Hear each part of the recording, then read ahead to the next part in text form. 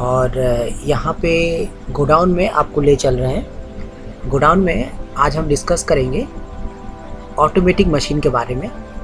वैसे तो automatic machine के बारे में हर व्यक्ति की अलग अलग धारणाएं होती है।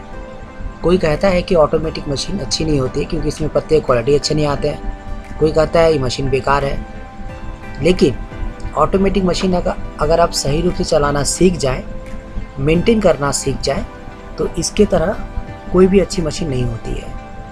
क्वालिटी अच्छा और ख़राब डिपेंड करता है आप कैसे मेंटेन कर पा रहे हैं, आपका हीट कैसा हो रहा है, इसके ऊपर में। तो आइए हम लोग आज इसी बारे में डिस्कस करते हैं कि ऑटोमेटिक मशीन कितना हद तक सही होगा आपके लिए खरीदना। यदि आपको और भी बहुत सारी जानकारियाँ चाहिए या समझने में कहीं असुविधा हो तो आप सबसे पहले हमारे सब्सक्राइब बटन को दबा दें और बेल आइकॉन को भी दबा दें, ताकि हमारे द्वारा अपलोड किया गया वीडियो और आपके द्वारा पूछे गए सवालों का जवाब जब भी आपको अपलोड करें तो सीधे आपका नोटिफिकेशन मिलते रहे। सीधे आपको हमारी वीडियो अपलोड किया तुरंत मिल जाएगी। अगर आप सब्सक्राइब नहीं किए रहेंगे तो ये सारे फैसिलिटी आपको नहीं मिलेगी।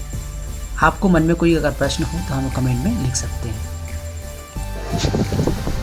तो हम लोग आ गए हैं गोडाउन पे।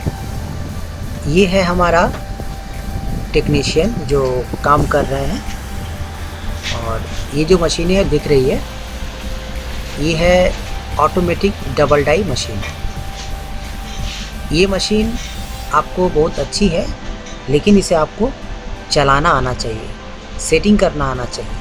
इसमें आपको सेटिंग में जो करने पड़ते हैं, बहुत सारे चीज़ है जो सेटिंग करने पड़ते हैं। वो है आपका ten setting, dice setting, heater setting, proper heat हुआ है कि नहीं इसका ज्ञान लेने पड़ेंगे। हीटर का जो बेल्ट है वो सही से लगाए कि नहीं, आपका रोल पीछे में जो सही है वो प्रॉपर है कि नहीं, दोनों में प्रेशर सही है कि नहीं। अगर रोल का प्रॉपर आपका सेटिंग अच्छा से नहीं हुआ तो रोल एक तरफ खींचेंगे, जो कि हमने इस मशीन में करके दिखाए हैं। हमने एक मशीन एक पार्टी को दिया था, वहाँ पर वे रोल को किसी भी हालत में ठीक से नहीं चला पा रहे थे। कभी राइट चल जा रहा है तो कभी लेफ़्ट चल जा रहा है। तो इसका ये कारण था कि इस मशीन में वो रोलर का जो प्रेशर है दोनों इक्वल नहीं कर पा रहे थे और रोल को भी मिडिल अलाइनमेंट में नहीं कर पा रहे थे। तो हमने जाके लाइव वहाँ पे मशीन को चला के दिखाया है। आइए हम लोग इस मशीन में दिखाते हैं।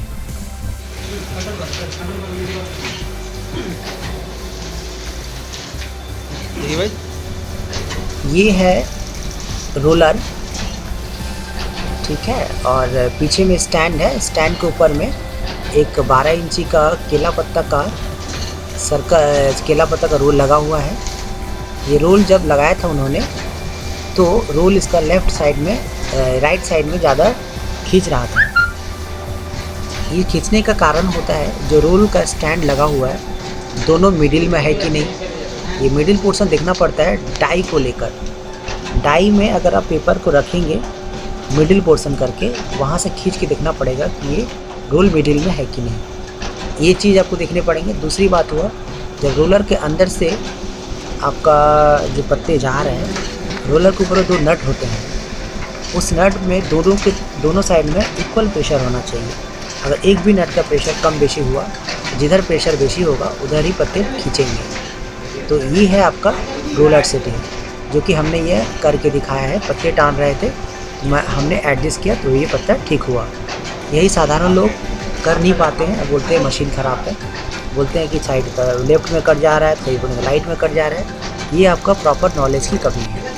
इसीलिए ऑटोमेटिक मशीन को 100% सीख के ही खरीदना चाहिए। बिना सीखे आप मेंटेनेंस, बिना सीखे आप मशीन को कतई नहीं चला पाएंगे और अंत में आप यही कहेंगे कि ऑटोमेटिक मशीन ख़राब होती है। इस मशीन में हम पीछे में रोलर को एडजस्ट कर रहे हैं क्योंकि यह रोलर पत्ते जो है राइट में खींच रहे थे।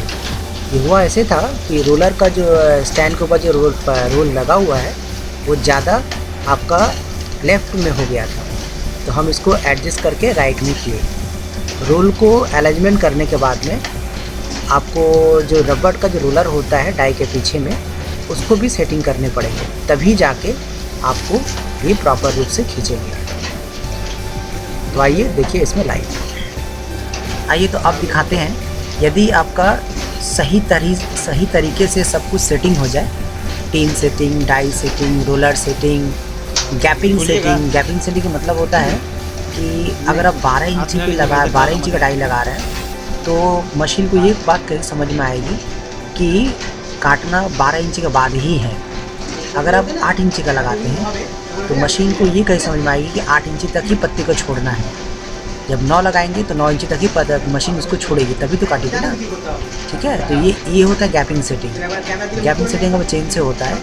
तो ये सारी सेटिंग अगर आप प्रॉपर सीख जाते हैं और हीटर को प्रॉपर गर्म करना आपको आ जाता है तो ही आपका मशीन प्रॉपर रूप से स्मूथ चलेंगे।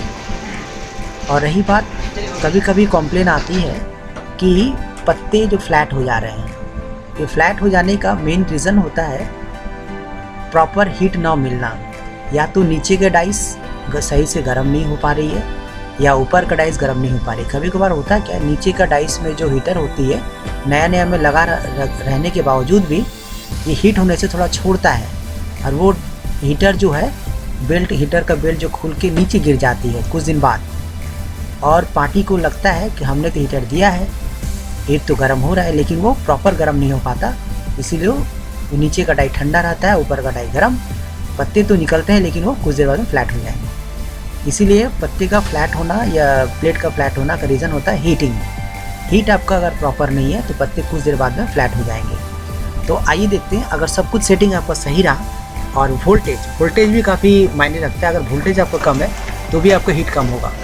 ये सारी चीज़ अगर आपका सब कुछ सही है, सेटिंग भी सही है। और एक ख़ास बात, नई मशीन में आपको कुछ दिन तक आपको प्रॉब्लम आएगी क्योंकि प्रत्येक 1 या 2 घंटा बाद में आपको मशीन मेंटेनेंस करने पड़ेंगे, क्योंकि पूरी मशीन आपका नट पे डिपेंड होता है। 1 घंटा चलने बाद में सारे सेटिंग थोड़ा हिलेंगे, फिर से आपको सेटिंग करने पड़ेंगे। ये करीबन 1 महीना के चलने के बाद में मशीन आपका ओके स्मूथ चलने लगेगी। लेकिन ये सारे मेंटेनेंस अगर आप सीख पाएँ तो ही मशीन अच्छा है, अगर नहीं सीख पाए तो मशीन सबसे ख़राब मशीन है।